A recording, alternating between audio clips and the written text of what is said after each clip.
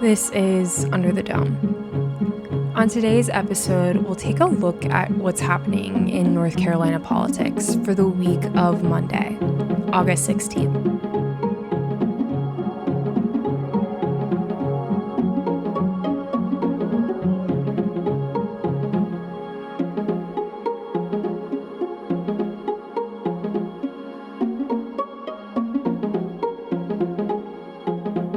Greetings. For the News and Observer, I'm Dawn Vaughn here with Colin Campbell to bring you the week ahead in North Carolina politics for Monday, August 16th.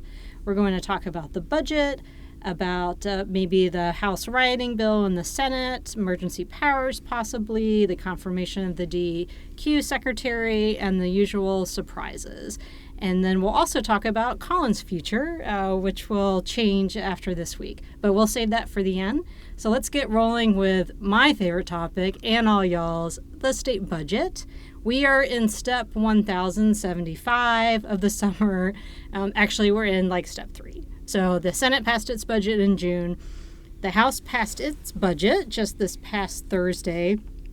So the next step is the phrase that everybody loves, we'll work it out in conference, band name idea, but it's actually that compromise budget time where the chambers come up with a budget that they want to send Governor Cooper and are talking to Governor Cooper before they send that budget to him. So what's going on this week aren't public meetings about the budget or just private meetings. It's the behind closed doors, quiet negotiations between the chambers as they decide what they're going to put in that final budget. But don't forget the thrilling Senate vote Monday night first on concurrence, which, spoiler alert, they're going to vote not to concur with the House version because they never will because they don't like the House's version. Yeah, I mean, that would be, I'm going to listen to it because I'm the budget person that does that and has to. But can you imagine if the Senate's like, yeah, let's go with this House budget. Yeah, we really like your smaller tax cuts and your bigger teacher raises. Let's just pass that into law and There's move on. anything the Senate loves, it's huge raises. That's sarcasm, of course, and you all our listeners know that. So somewhere in between of the Senate's lower raises and the House's higher raises and the Senate's bigger tax cuts and the House's tax cuts but not as fast, the old Goldilocks Three Bears porridge sorting out will be going on.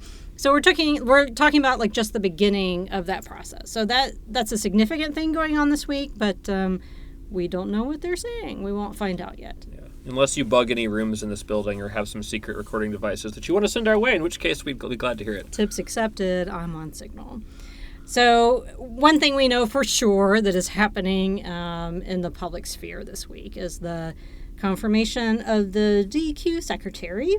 Colin, why are we doing this now? And this isn't the first one, is it? Yeah, this is sort of I wouldn't say it's a repeat because it's a different person, but this is the second time that we've had a series of confirmation hearings for Roy Cooper's pick for a new DEQ secretary, replacing the former DEQ secretary who is now part of Joe Biden's presidential administration. The first round did not go so well for Cooper's pick. Dion Delegati was the first person he wanted in that role earlier this year, and her confirmation hearing went down in flames because Republicans asked her a lot of questions about natural gas and specifically the agency's decision not to approve some permits for a natural gas pipeline that was running from, I think, Danville, Virginia, down to Alamance County area, something Republicans, I think, were not terribly thrilled to see get rejected. So they sort of had a lot of questions for Delegati about that and ultimately didn't like her answers and voted down her confirmation. So Cooper was not happy about that. But it still worked out pretty well for her. Yeah, Cooper made her the top climate advisor or some sort of job title that put her in charge of climate change related things, and so she's still part of the Cooper administration, but then now he's gone back and made another appointment choice, Elizabeth Beiser. So we'll see if she has better luck. I suspect she's going to get some of these same questions about natural gas. Whether the Republicans like her answers any better, we shall see. I will note that her background is a lot of years of lobbying here in the legislative building for various clients, but lobbyists, their job is to build good relationships with lawmakers, and presumably she was good at her job and she built those relationships, so that may help her have a better reception here than Delegati had a few months back. We'll see how that goes and who the people are that question at Blue Center. Newton was one that had some excessive questions for the last nominee, and we'll see how this turns out. So that's on the calendar this week. Also, as you all know, it's day to day what's added and what's previously in rules before that. But we could see the House bill. This is kind of Speaker Moore sort of that he's sponsoring bill. it. Yeah, he was in committee in the Senate committee last week on rioting. So to stiffen the penalties for participating in some sort of riot type event, obviously legislation that stemmed from the George Floyd protest in downtown Raleigh that Tim Moore... Not the January 6th U.S. Capitol insurrection, but this is what Moore personally witnessed from his PNC building condo downtown, where there was tear gas and broken windows and vandalized buildings and that sort of thing. So he's wanting to stiffen the penalties against that. He had some interesting back and forth with some of the Democrats who weren't sure they wanted to go that direction during committee last week. So it should be an interesting floor debate on that. And if that passes, they could see that on the governor's desk in the next few days. And anybody's guess, whether he'd sign or veto that.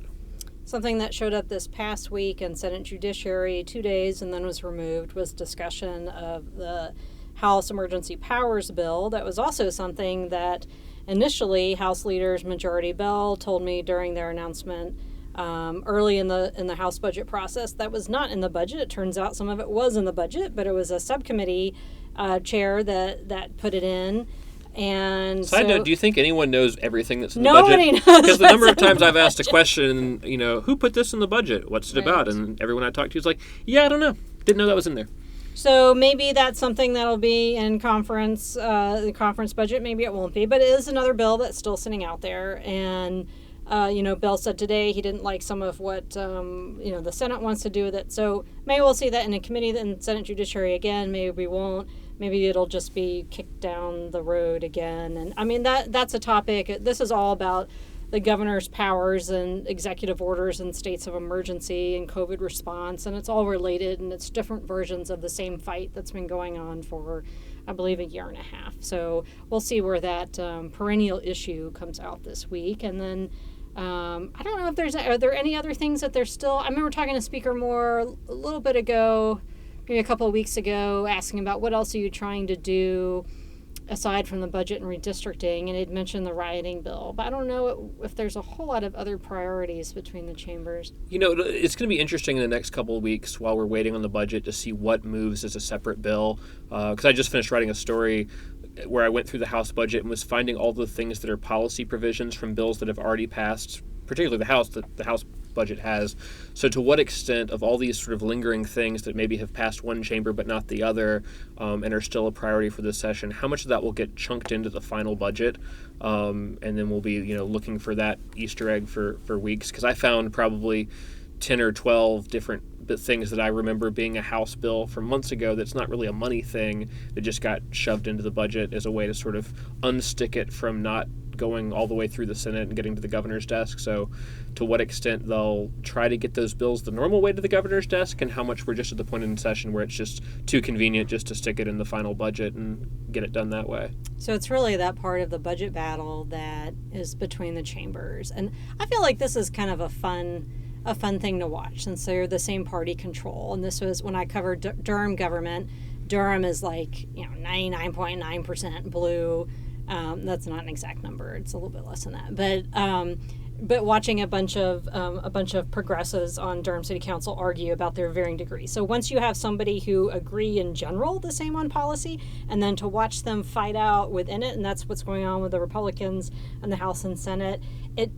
I don't know. I feel like just watching the discussion, the what's important, it's very in the weeds, but it also is at a level that you don't see when it's just the very obvious party divisions on things. So this is going to be an interesting time, I think, of seeing how they sort all this out. Oh, yeah, and you've heard allusions on the floor, particularly in the House, to the sort of horse trading that's gone on, that there, a lot of the times when you see sort of action stop for a while and bills get taken off the calendar, a lot of that is based on this sort of backroom back and forth between the House and Senate leadership of you pass these 3 bills that I want and I'll pass these 3 bills that you want. It's not necessarily a philosophical opposition to what the other chamber wants, but it's a question of every single bill is sort of a poker chip, and if they want it, you want something in exchange to get it passed. And so that's a lot of what goes on this time of session, and why you see bills pop on the calendar and pop off, because everyone's worried about whether the other chamber is going to stick to whatever the agreement was.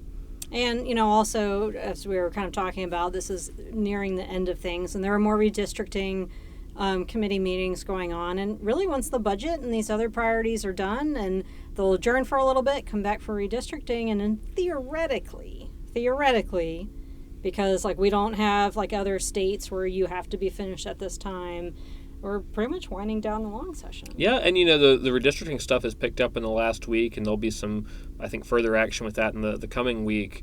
And the census data is out as of this past Thursday, so they may be able to, depending on how long the budget drags out, just go straight into redistricting, or even do that while they're awaiting some kind of budget agreement. So we might not have a separate redistricting session just because the session so far has dragged on so far into the summer. We'll find out.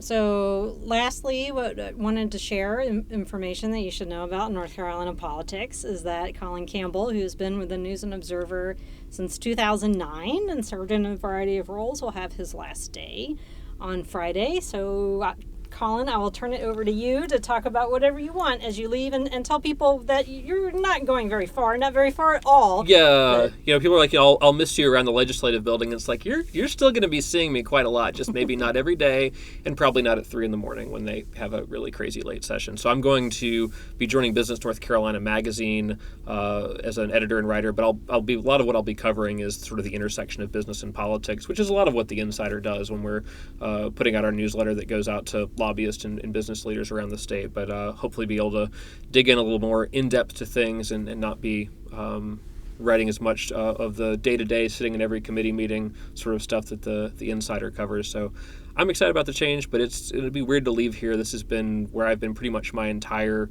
post-college journalism career, and I've gotten to work with a ton of great people, including our current politics team and current Insider folks, but lots of people who have come and gone in the years that I've been here.